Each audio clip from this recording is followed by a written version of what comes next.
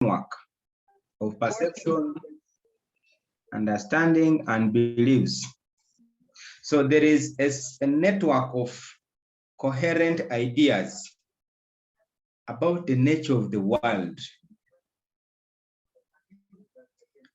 and the functions of researchers, in which we adhere as a group of researchers or as a clan, that this is what underpins our problem solving in the Acholi culture.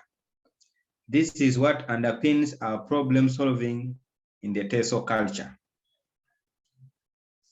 Now, even in research, we have a culture, and that culture is based on a set of beliefs. Now, these beliefs give us a basis for comprehension.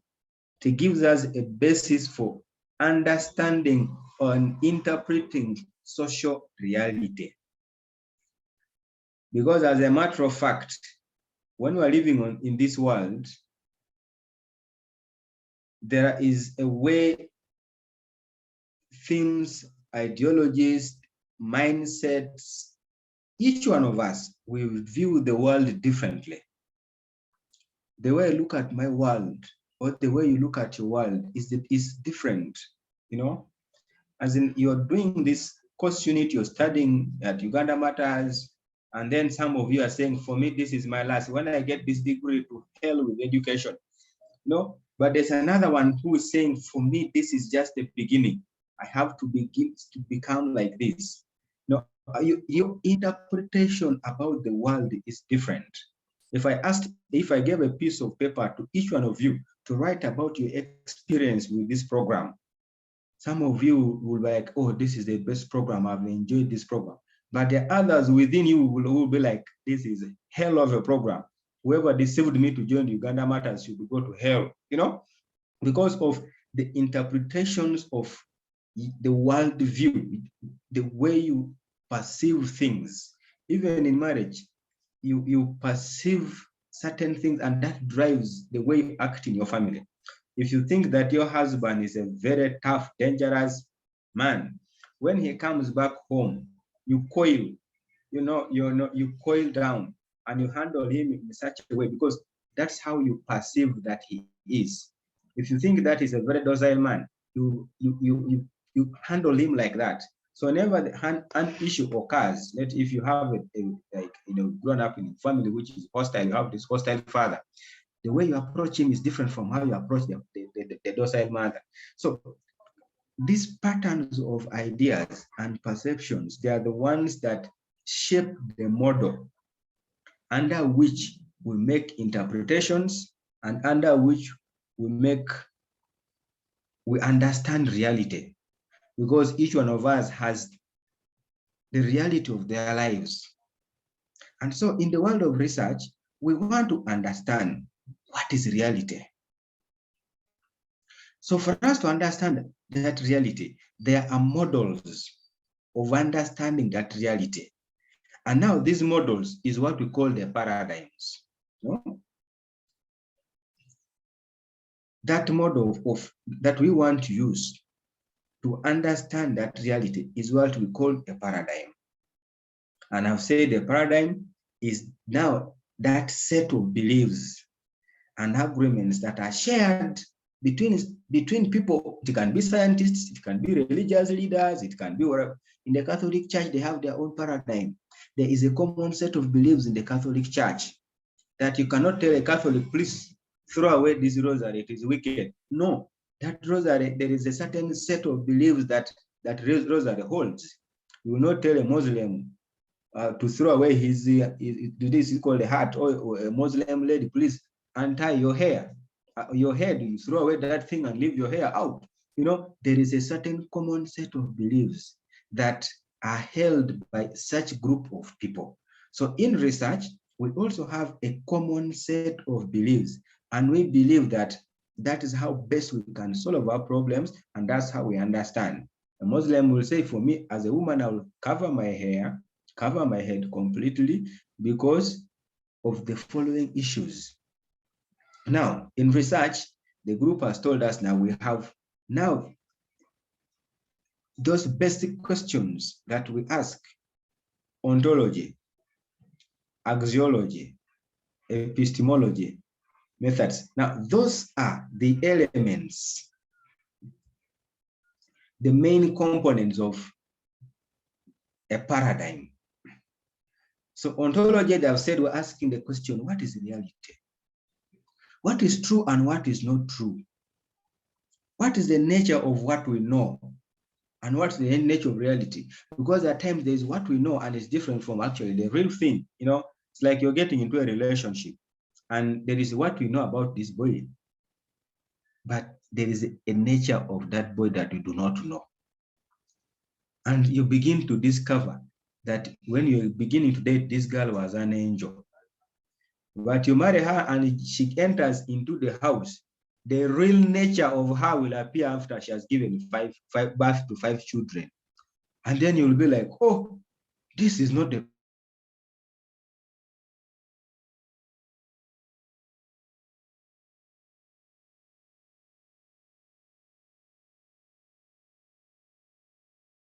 and devil has entered into this woman, please deliver her. There is no deliverance. It is just that that is the real nature of the person that you did not know. You know, and that was the nature of her reality. So there is a term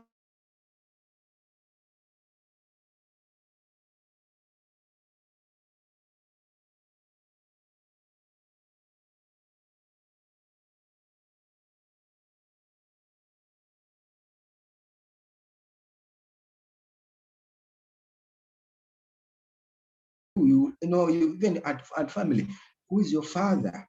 Do you even know who your dad is?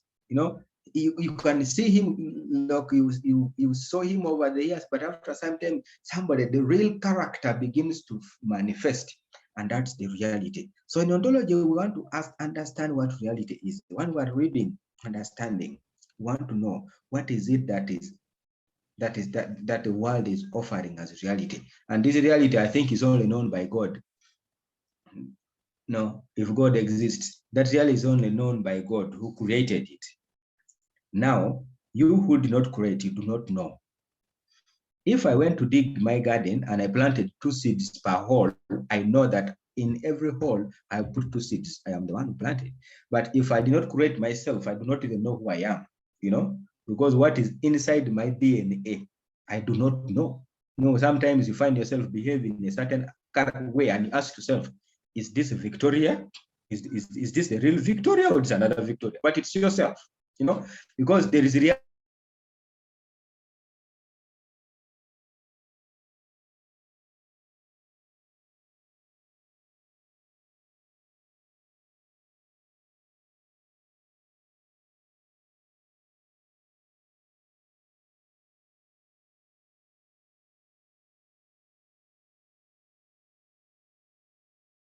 What's the nature of the relationship between the knower and the known? What is the nature of the relationship between what we know and what actually it is? So we're asking now, then how do we come to understand reality? What knowledge do we have about it? Now, that is epistemology. Getting on board to understand and applying the concepts of knowledge and of acquiring knowledge.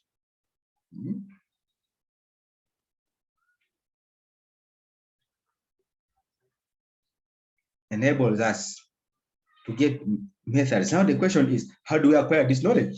Which methods shall we use for finding out?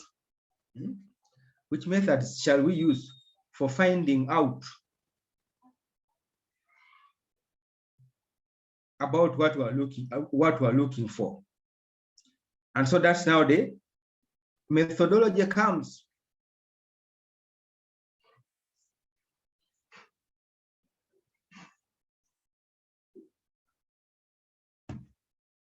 Which methods shall we use? How should we inquire about something? So that's another key important of important element or component of the paradigm. So the last one that the group discussed was anxiology. Anxiology now is the study of value. What is your value?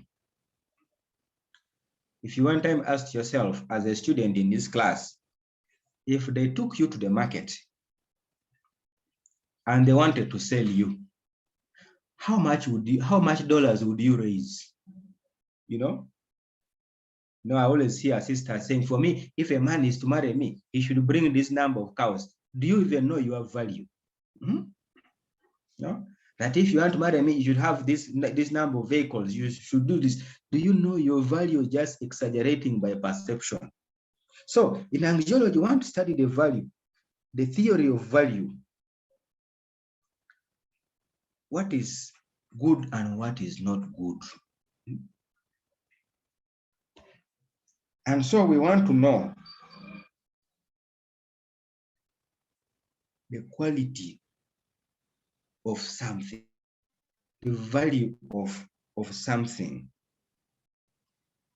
If something is beautiful, is that beauty equivalent to a value in that person? If somebody is educated, you know, where I come from, they pay cows for women depending on the level of education.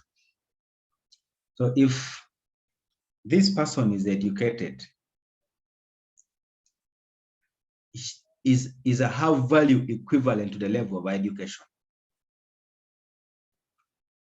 You know, Paul, before you pay so many cows because she has a master's degree, is her value equivalent to the master's? The benefit that you're going to get out of her after marrying her, is it equivalent to the level of her master's degree or PhD or something?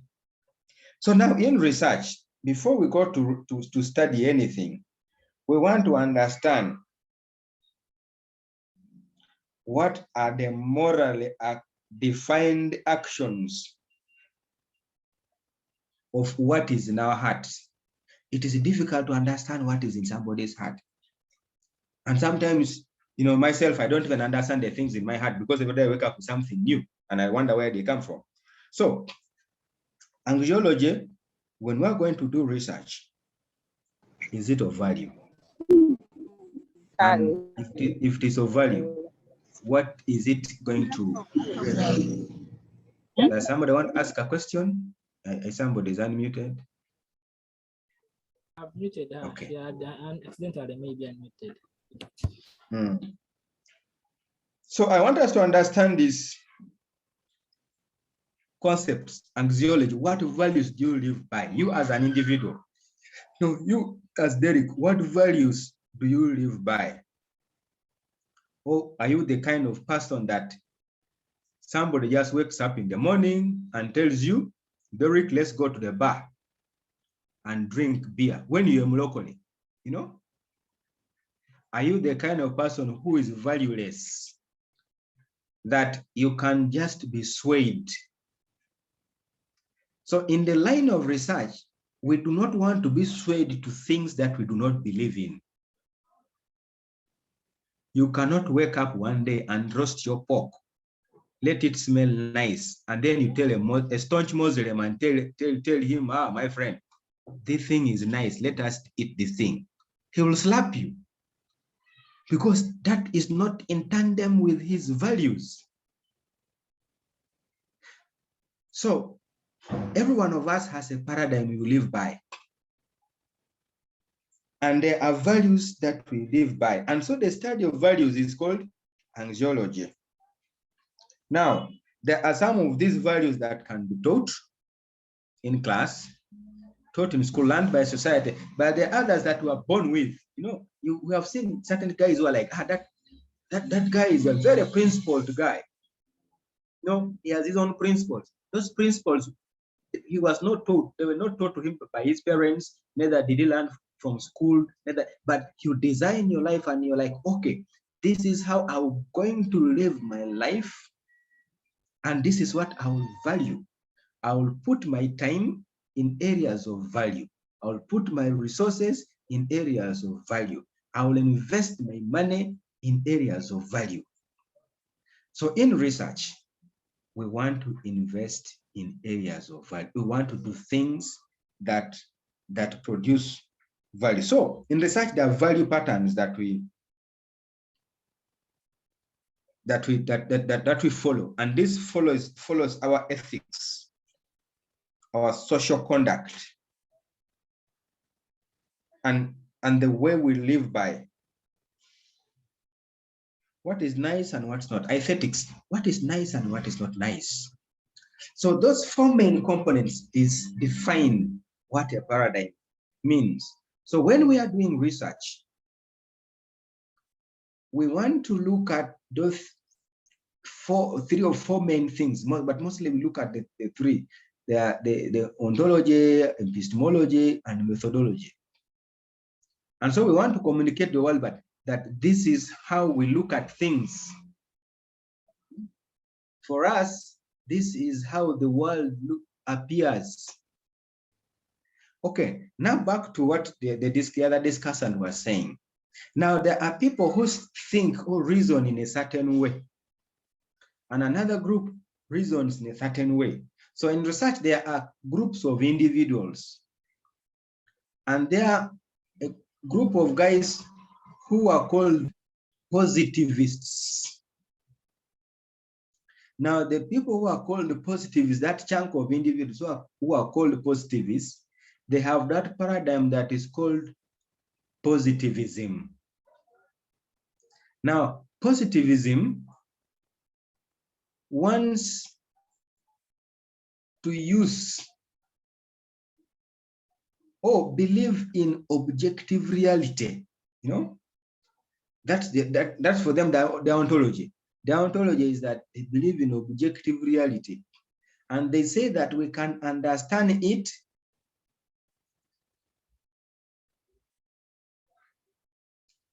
through the laws which exist.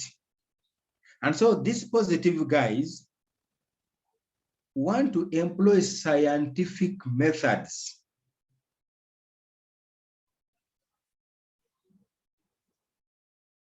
to get answers to their questions. And so they believe in doing experiments and deduction.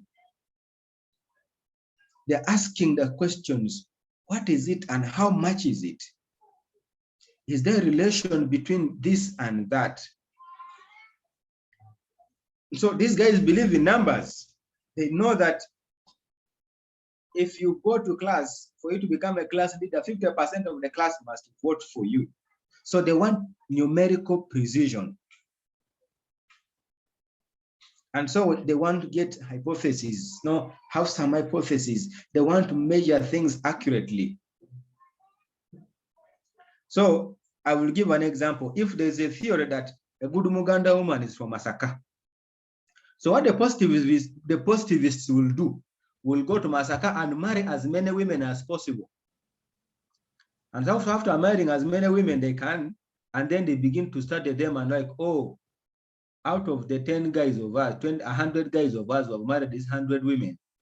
So in these 100 marriages, how many of us are having good women? Of course, you have a value chain, you have a value chain, your checklist.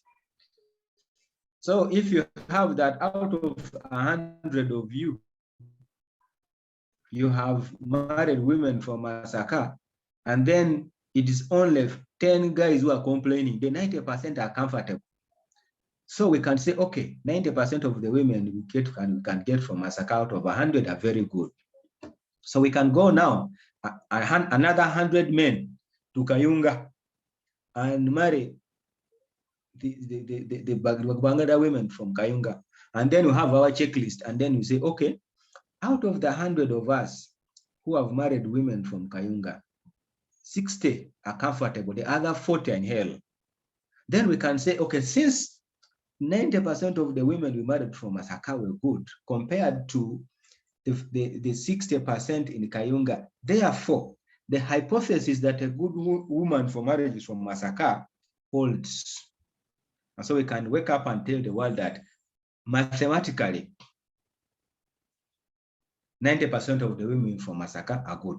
That is positivism. believing in making interpretations by numbers.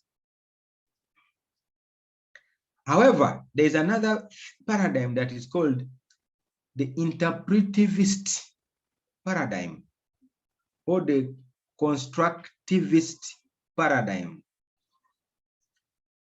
Now, these guys believe that there are many different realities. So these positivists are answering the question, why? Whereas the positivist guys were asking the question, what, when, and how much. So you could say that, what? The women in Massacre, how much? 90% of them. No, when? In the year 2020. So the positives are mostly concerned with the what, when, and how much. The interpretivists and sometimes call them the constructivists. This paradigm now asks the question, why? Why is it that the women in Massacre are good compared to the women in Kayunga? So now, there are different contexts. The context of life in a metropolitan Kayunga is different from the context of life in a homogeneous Massacre. Then there can be a context of life, assuming that Kampala is the headquarters of moral decadence. We can say that these women are far from the headquarters of wickedness, Kampala. That might explain and say, okay, the women in Massacre are far away from the headquarters of wickedness, Kampala. And so the ones in Kayunga who are near Kampala have adopted the Kampala ways of life, and so they are also wicked. And so in this type of research, the ontology, the reality is that the world is created by social and contextual understanding. We have noticed scenarios in life. For this case, I'm using marriage as an example because it's a common thing. You've realized that you can marry. There are people who have married and they failed to settle together. And then the man is saying, this man is wicked, woman is wicked, is a bad woman. Another man will marry the same wicked woman and finds an angel and will be like, oh God, why did you even delay this woman from coming to me? You know, but it is the same person. Why? Because knowledge of the world is created by social and contextual understanding. So you'll find that whereas you're harassing your husband to be wicked, another woman is dying for her. Sorry, for him, Another woman is like, oh, I wish I'd got this guy. But you staying with him are like, oh, no, this is a hell of a man. This is a monster of a man. Another person enjoys that. So there is always social reality that is constructed by the way we interpret the world. So how can we come to understand a unique person's view of the world? Now, that is the question from the interpretivist paradigm. How do we come to understand a person's view of the world? Whereas we're saying, you see in Uganda here, everything is getting a mess and we are doomed. We are at the end. I think the world is coming to an end. Some people have just started enjoying, Other people are like, oh, this is the best place to be. Everybody, the tourists are coming to Uganda. Like, oh, for me, if I go to Uganda, I want to go back. I want to go anywhere. So as other people are running away from Uganda to Saudi Arabia, there are others who are coming to make load. The Indians are coming to Uganda, establishing businesses from every corner because they know that there is something good in Uganda. For us, our worldview about our country, this is a doomed country. So everybody wants to finish, and when you go to immigration here in Kampala, girls and boys are there looking for passports. They are going for slavery in Saudi Arabia or Oman, everywhere. Those guys from there want to come to Uganda and benefit from Uganda. So our worldview, each one of us interprets it differently. And so sometimes it is how the world is seen from your own perspective.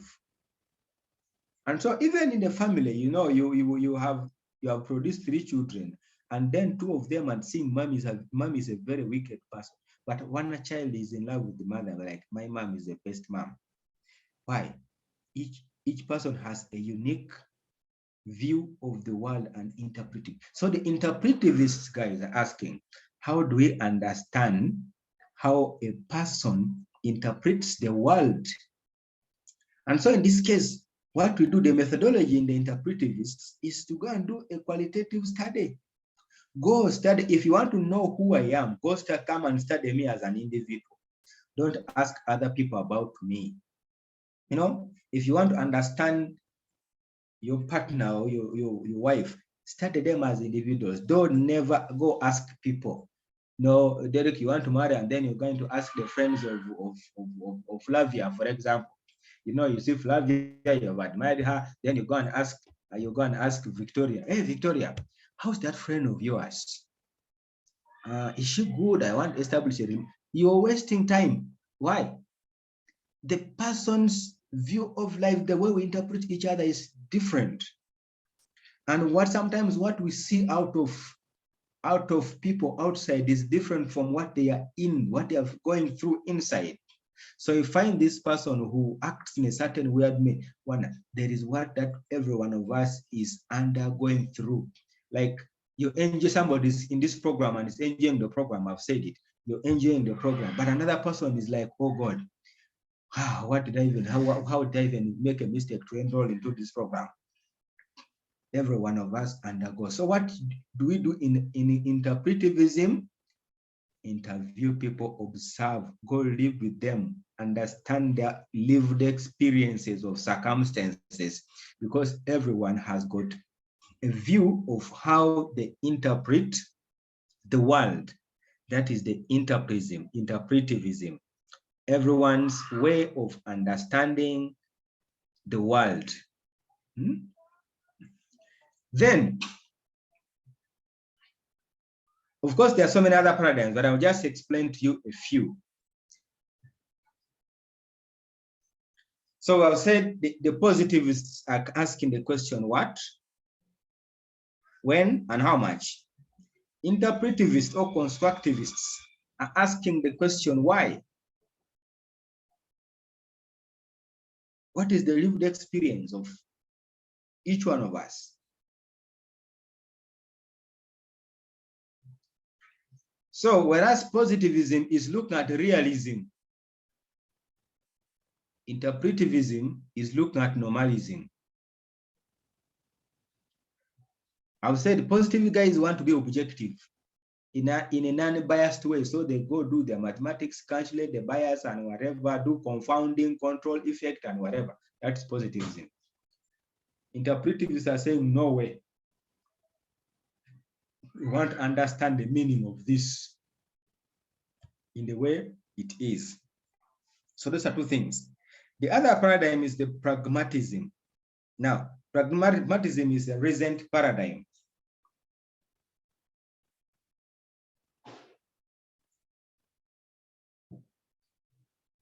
Now, pragmatism is not about, okay, whereas the first one, positivism and interpretivism, is about understanding the truth. Positivism, I've said they want to understand the truth objectively. Interpretivism, they want to understand it subjectively. Now, pragmatism is saying nonsense. Why understand the problem? Instead, let us solve the problem. So the pragmatists, their mandate in science is not to find about the truth, not to find about reality. The existence of which their work is to facilitate human solving of the problem.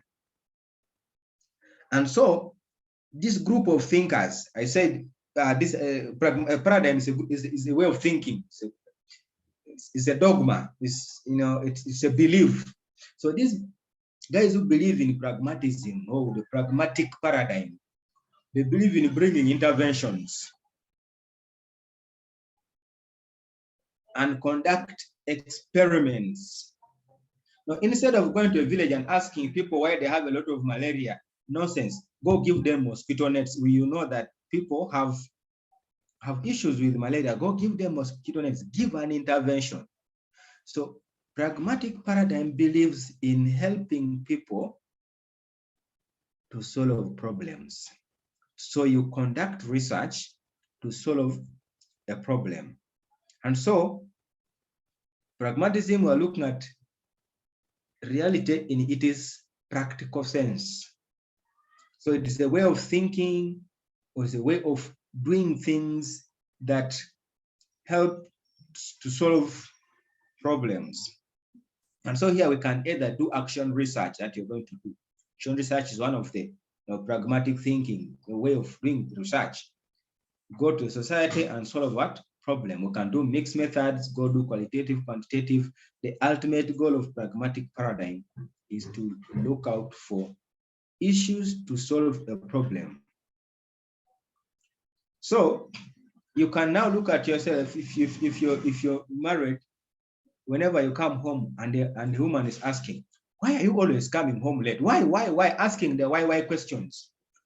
If anybody asks the why questions, know that that person is an interpretivist, is a constructive thinker, always asking why. But the other people, the other person, woman will ask you, but my husband, what were you doing outside that you come all this? Where were you and when were you? You know, when will you be coming? You know that this person wants to be objective, and that person is a positive thinker. Now, a pragmatic thinker will be looking for methods of making this man to be coming home early. You know, like, but at what time do you always finish your work? I finish work at 5, you know, I get jammed. No, then she'll be like, but I think you always use the bad road. Why don't you use the other route? No, where there is no jam, you know, trying the woman that one tries to give you a solution such that you reach home early. Now that's a pragmatic thinker. And so when we're doing this research, we want to use and based on a paradigm such that you interpret your results like that. Say, okay, for me, in this health systems research, I'm taking the positivist paradigm. And when you're taking the positivist paradigm, that means that you're going to be objective. And so your methods are going to be objective methods. And we know that the only objective methods you have is quantitative methods. So you're most likely going to use quantitative methods and collect your data. If you're taking the constructivist paradigm, because we said the constructivists or the interpretivists believe that there is no single reality. There are multiple realities. And so these multiple realities can be interpreted in different ways. And so in this case, we can do the qualitative research methods such that we explore as many as possible. The pragmatists, now these ones are looking for the best method to solve the problem. So you're asking the question, what is the best practical way of solving? And so that leads us to another thing that is called the logic of inquiry. Now, as you are thinking of how to solve this problem, there is a logic of inquiry where we're saying that there is either an inductive approach or deductive approach.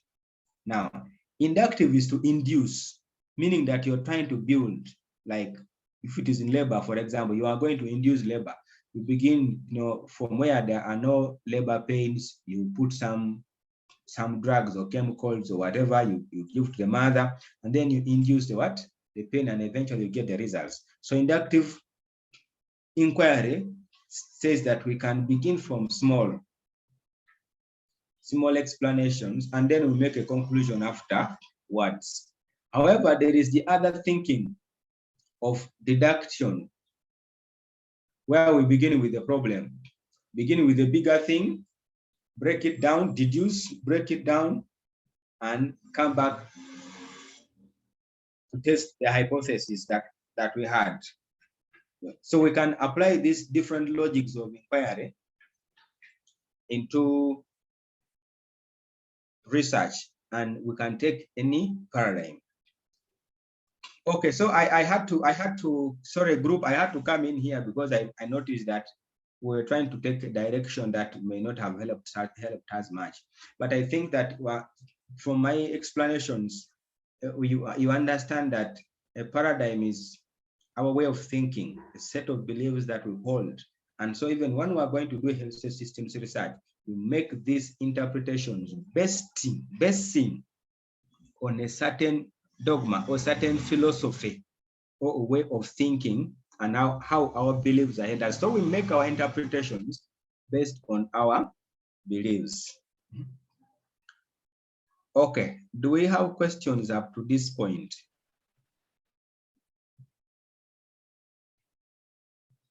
There's a question about the pragmatic thinkers designing interventions without understanding the problem. How do they do that? Come again?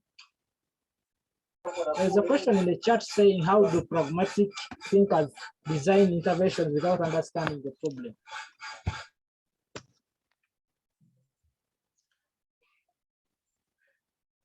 How do pragmatic thinkers design intervention without understanding the problem? Now, this is done concurrently.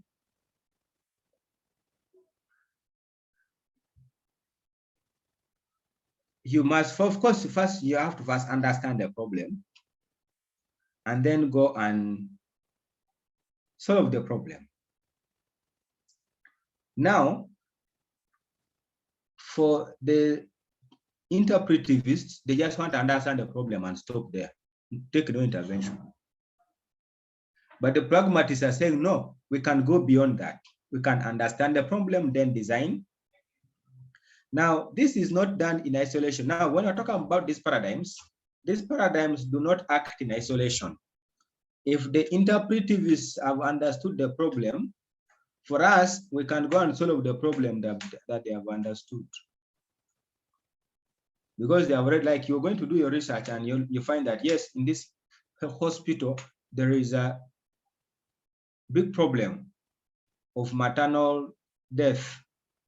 We know it from the other point of view, from the positivism and realism, they have already told us the problem. So pragmatics are action-oriented.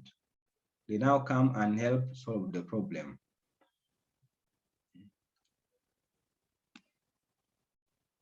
So it's not that each one of them is acting in isolation, but one can build up on the other in order to generate issues or solutions to what? To the problem. Any other question, comment?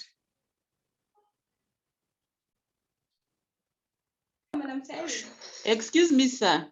Yes, please. Good morning. There is this other paradigm they talked about called postmodernism. Which one is that? Is it the same as pragmatism? Okay, so there are different, there are so many. I'm going to give you as an example of 3, but there are more than enough paradigms. There are more than enough paradigms that we, and so the postmodern